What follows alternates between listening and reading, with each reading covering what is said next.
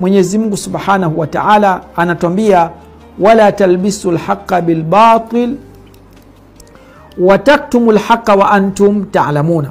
Kwa hivyo hapa neno kitman limetumika kama ni katazo. Mwenyezi Mungu Subhanahu wa Ta'ala anatukataza tusifiche haki, tusifiche ukweli.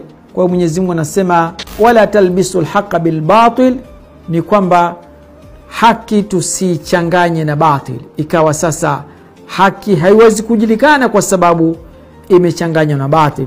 Na ni katika maisha yote ya ujumla, ikiwa haki hii ni katika mambo ya kiimani, kwa hivyo ielezwe imani namna ilivyo, ukweli ulivyo.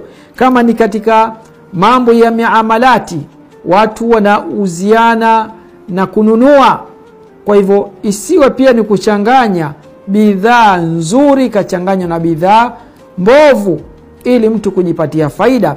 Yote haya ni katika mambo ambayo Mwenyezi Mungu Subhanahu wa Ta'ala anakataza, na anasema wala taktumul haqqa wa antum ta'lamuna, na wala msifiche haki na ilhali nyinyi mnafahamu, mnajua kwamba hii ndio haki, huu ndio ukweli, halafu mtu akauficha ukweli.